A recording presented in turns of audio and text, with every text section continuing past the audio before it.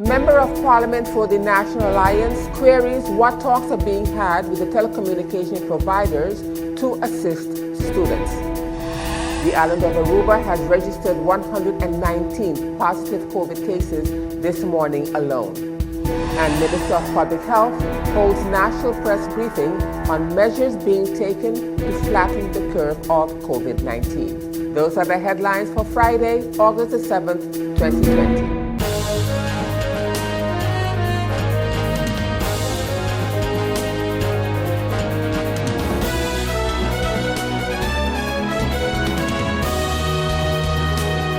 Good evening, viewers. This is SXM Daily News. I am Valerie Van Putten. Thanking you so much for joining me this evening. And as usual, we have a packed newscast, so let's get started. In our first story, Minister of Public Health, the Honorable Richard Panafleck, held a national press briefing on measures being taken to flatten the curve of COVID-19. Also attending the national briefing was Dr. Earl Best, the Inspector General. In his opening remarks, the Minister of Public Health gave an update of the active COVID cases. As of August 5th at 4 p.m., the Ministry of ASR was informed that we are currently at 80 active cases, 3 of which is in the St. Martin Medical Center. Over the past couple of weeks, we have been drastic increasing in the amount of active COVID-19 cases of St. Martin. As such, while government don't want to implement lockdown, it is forced to implement stringent rules limiting social gatherings at nightclubs, bars, or anywhere large crowds get together. This will be implemented in the time frame from 0000 midnight till 600 a.m., that is 6 o'clock in the morning.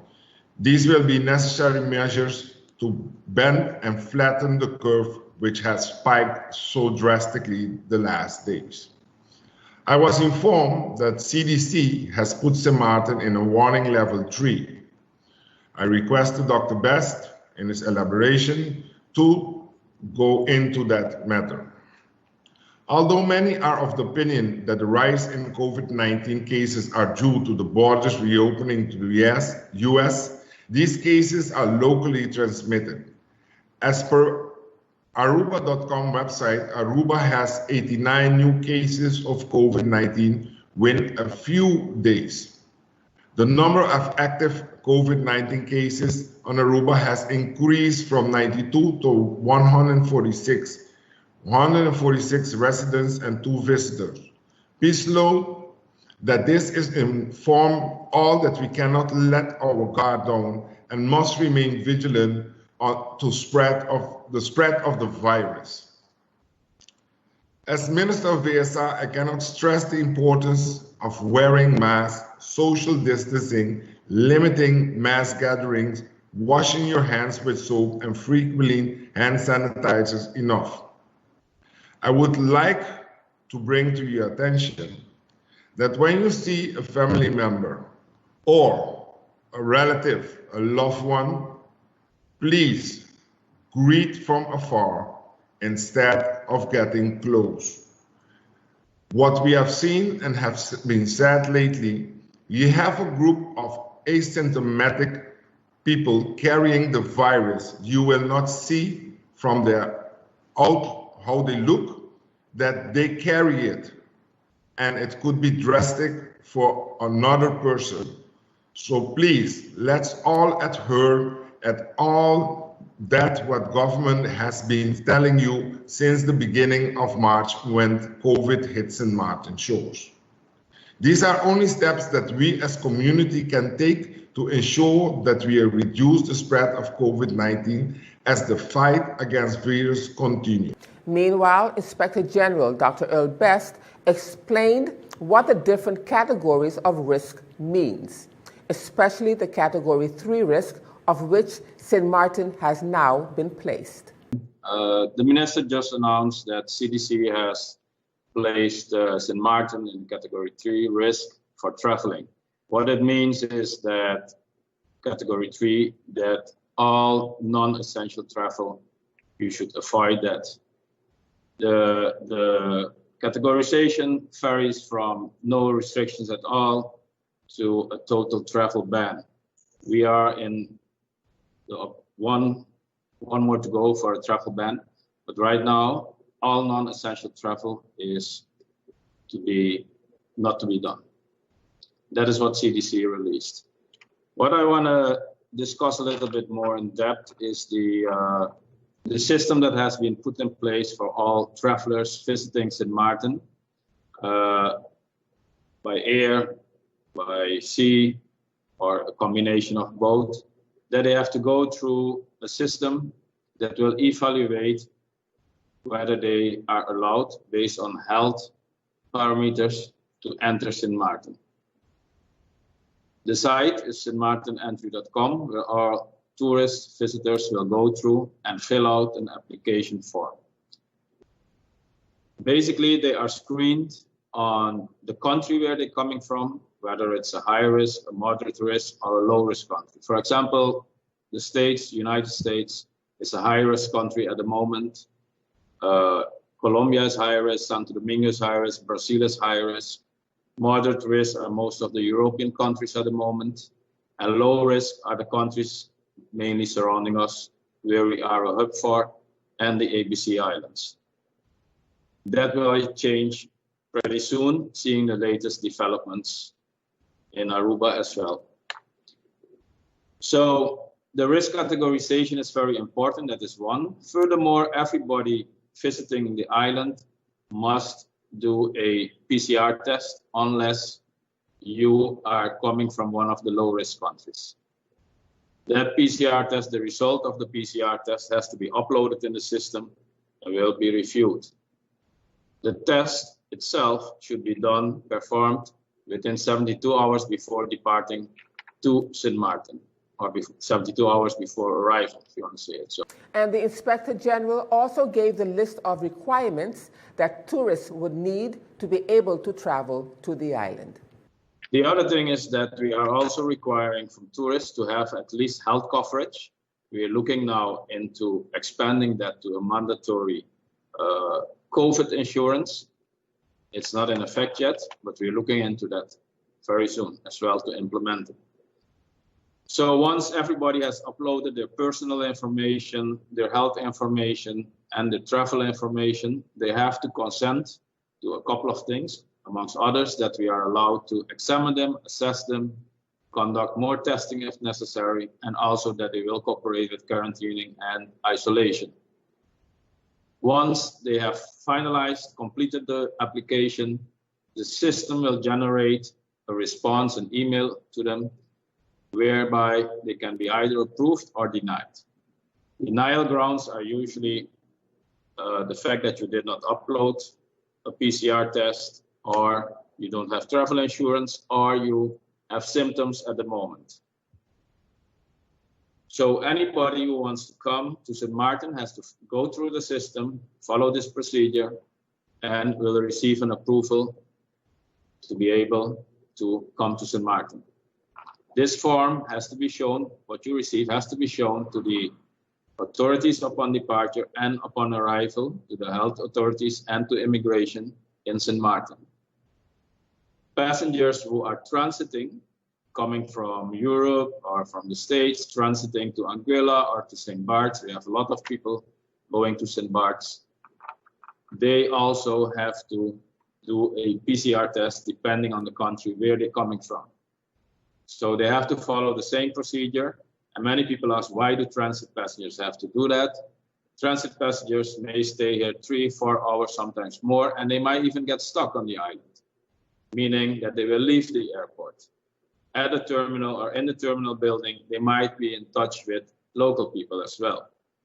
So transits have to go through the same procedure. And if you come from a high-risk country or a moderate-risk country, you will have to upload your PCR as well.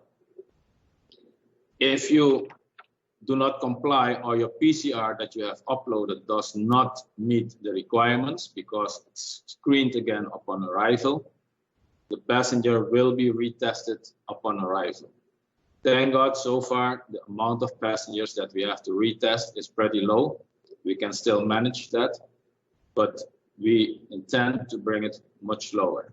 And as we continue now, meanwhile, in news out of the island of Aruba, Aruba has registered no fewer than 89 new COVID cases in one day. Prime Minister Evelyn Weaver Cruz announced on Thursday. On that same day, the United States Centers for Disease Control and Prevention, the CDC, issued a warning level 3 list and advised avoiding unnecessary travel to the country. Travelers run the risk of getting infected with COVID-19 when in Aruba, the CDC stated in its website. Travel on humanitarian grounds for medical reasons or for family emergency situations is allowed, but elderly passengers and people in risk groups are advised to cancel their trip. Weaver Cruz called the increase of 89 patients in a single day very worrisome. She said the high number was due to the increased testing among the various hotspots. Many of these clusters arose after people visited bars and nightclubs. She said the numbers are very high and it would not surprise her if that number continued to rise in the coming days. The Prime Minister also said that thankfully so far, the majority of the new COVID-19 cases who were in isolation were in reasonable health and didn't have to be hospitalized. She also said that authorities were well prepared for the outbreak. Meanwhile, SXM Daily News has learned that the island just registered 119 positive cases this morning alone. Now, still to come, Councillor Louis Mussington made clear that the event, which will be held on Saturday, is not politically motivated. I'll have the details to that story and much more when SXM Daily News returns.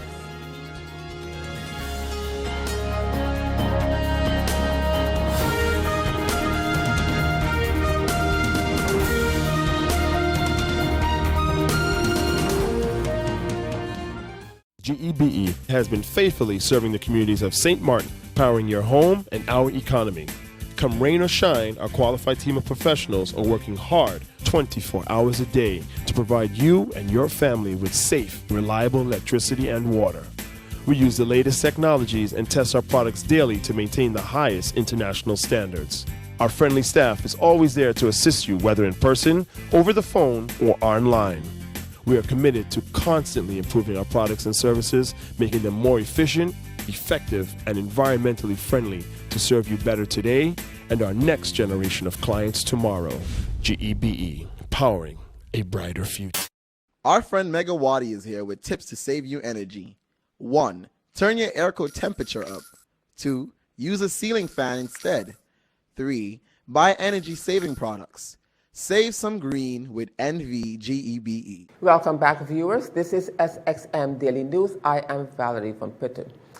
And as we continue now with more news, this item out of French St. Martin, a group of some 25 to 30 predominantly French metropolitan business people gathered outside the prefecture Thursday morning to protest the border closures and restrictions and the impact this is having on the economy.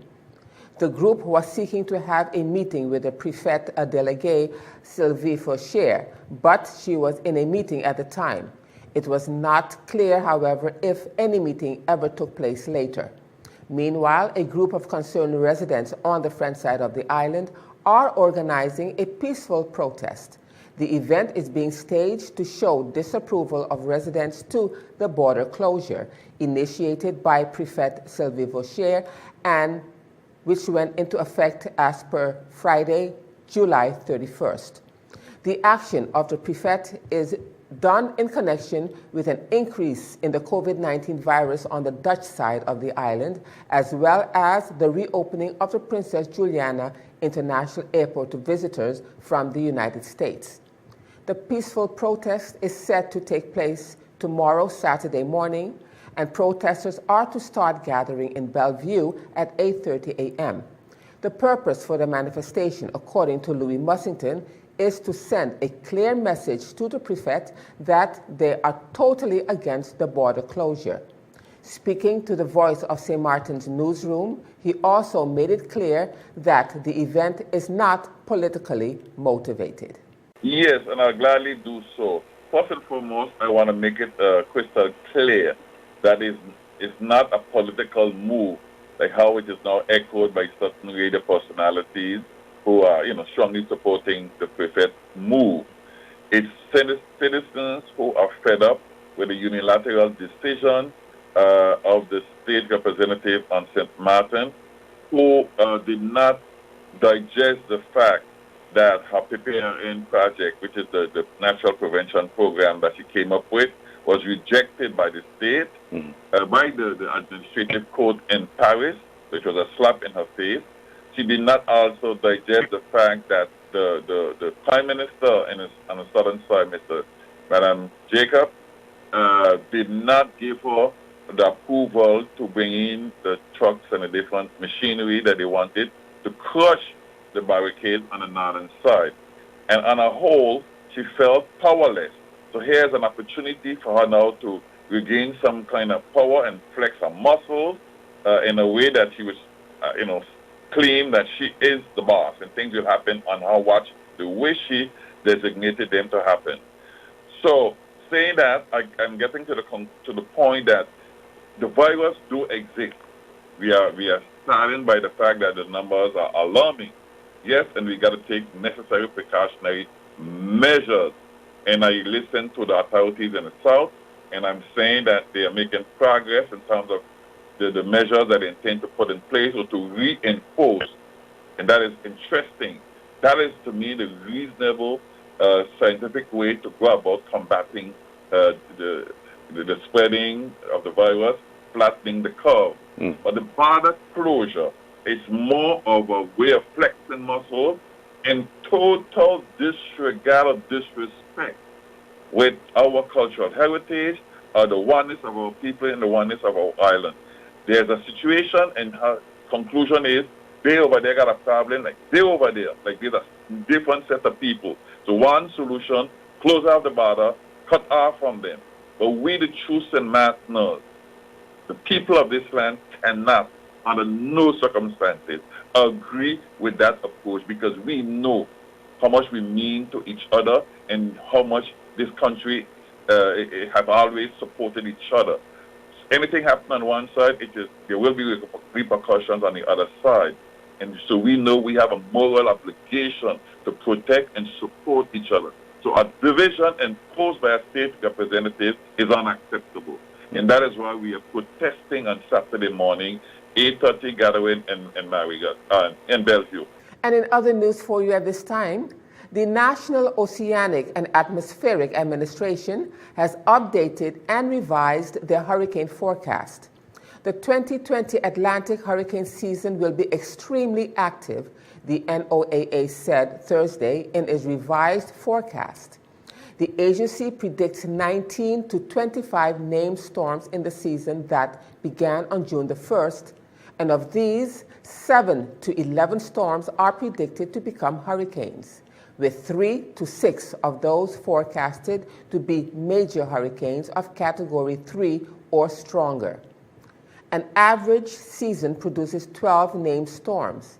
The agency has never forecasted up to 25 storms in a season, said Jerry Bell, lead seasonal hurricane forecaster at the NOAA's Climate Prediction Center.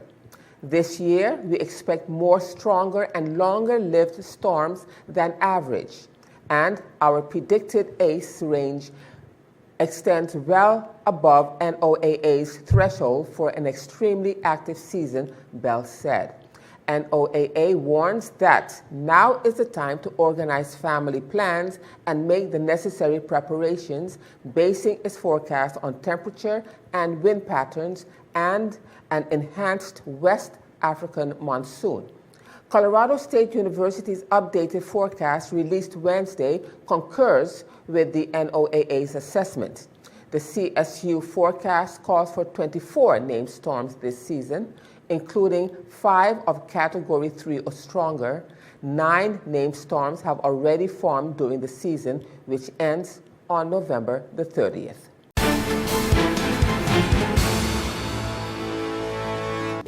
Now, turning to our weather forecast for August the 7th, 2020.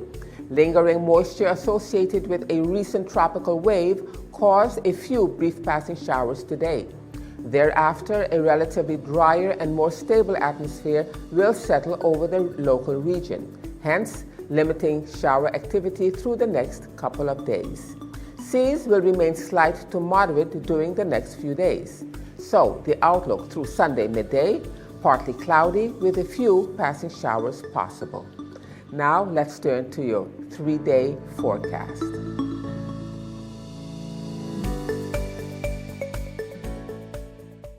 And still to come, Member of Parliament for the PFP queries what online platforms will be used by the schools. You'll have the details of that story and more when SXM Daily News returns.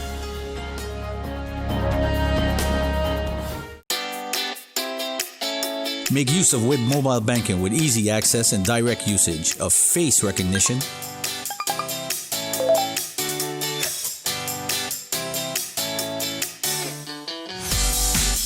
PIN code,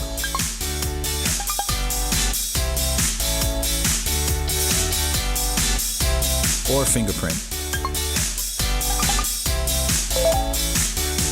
Download WIB mobile banking app and make your transaction from anywhere at any time. For more information, visit wib-bank.net/quick-login. Welcome back, viewers. And as we continue with more news for you at this time, with the opening of the 2020-2021 school year only 2 days away, what is being done? What talks are being had with the telecommunication providers on the island to assist the students? Those were just a few of the questions still looming and being asked by Member of Parliament for the National Alliance, Angelique Rameau. Through you, Mr. Chair, to the Honorable Minister of Education, how will the students who don't have access to internet be provided with access? What is the plan and at what cost to the parents, if any? Before I was sworn in, as I mentioned, into Parliament, I know that there were discussions by the ISTEP team on a proposed way forward as it relates to connectivity and access to internet for students without such. How far is the ministry on this? One of the bottlenecks experienced with distance learning and e-learning in general has been the instability of internet connection and the bandwidth needed to effectively facilitate e-learning. What discussions have been had with the local telecommunication providers on this matter? What is the plan for students who do not have access to a device to participate in distance learning? Any plans for community study hubs, quiet spaces that students can go to access internet or even devices to get work done? This again shows the importance of our library and community centers. Can the minister provide in detail the role of the ISTEP team from March to now in the distance learning approach taken by the Ministry of Education, Culture, Youth and Sport? How has their expertise been utilized during these months? What are the ministry's plans via the ISTEP for the upcoming months as it relates to distance learning? My ultimate reason for asking is due to the unclarity and essence of unsurety in the air when it comes to distance learning. I want to know, is the expertise, knowledge, and skills that even government has invested in are being properly utilized and rightfully so? Considerable investments were made in training teachers, particularly the ISTEP pilot teachers. How has the expertise of the pilot teachers been utilized in the ministry's strategy to facilitate distance learning within the public schools and on a whole in the past few months and will be used in the upcoming months as we move forward? ISTEP has been publicizing the strides that some of these teachers have made over the past months with the new normal of teaching. Are these teachers being tapped into to provide and or facilitate trainings for distance learning? Also querying the opening of schools on Monday, August the 10th, 2020, Member of Parliament for the PFP, Melissa Gumbs, asked what online platforms will be used by the schools.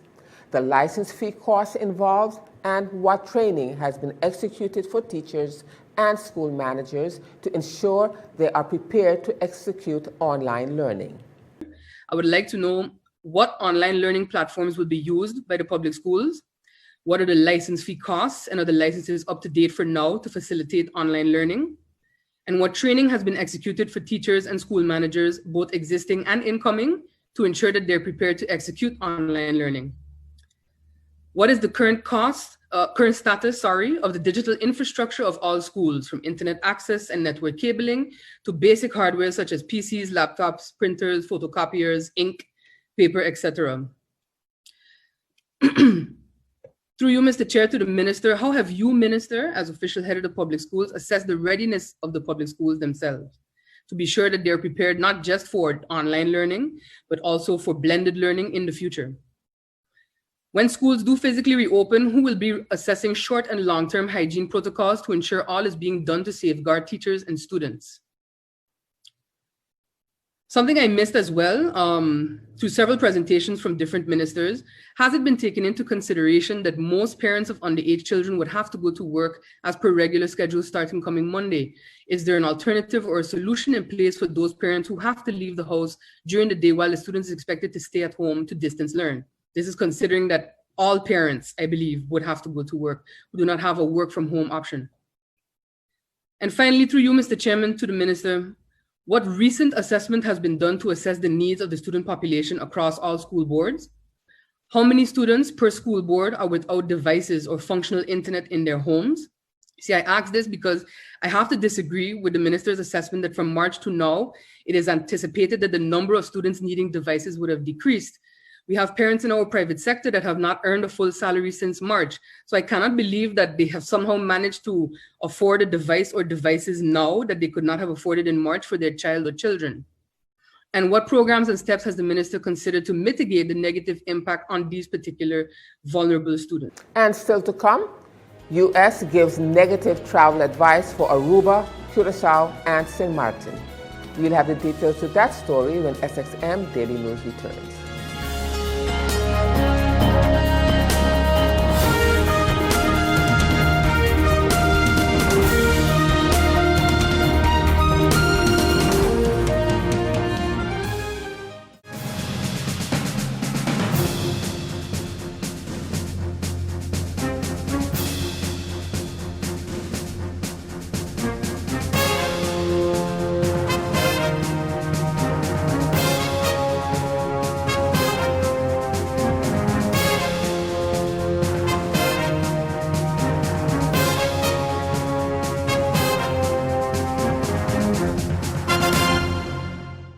And as we end this edition of SXM Daily News for you this evening, viewers, the United States is discouraging Americans from visiting St. Martin, Aruba, and Curacao. The countries have received a so-called Level 3 warning in a list published yesterday. This means that all non-essential trips are not recommended. According to the United States, the risk of infection in the three countries is high. Americans have been admitted to Aruba since last month. St. Martin reopened its borders to Americans 5 days ago. However, Curacao still does not allow Americans. Saba, Bonaire, and St. Eustatius are safe according to the United States, but those islands do not allow Americans either. There are major differences between Curacao, Aruba, and St. Martin. Aruba has 146 active local infections since Thursday. St. Martin, 74 active cases, while Curacao is corona-free, according to the government. Since the outbreak of the coronavirus, 31 infections have been detected on Curacao. One of them, a tourist from the Netherlands who died there. And with that, viewers, we've come to the end of this edition of SXM Daily News for this evening. I am Valerie Van Putten, thanking you so much for joining me this evening. And just a reminder that this and other programs are available online. Simply log on to stmartinmediacenter.com for viewing. And on behalf of the SXM Daily News team, we thank you for watching and plan on meeting you right back here again on Monday. So do enjoy a safe weekend.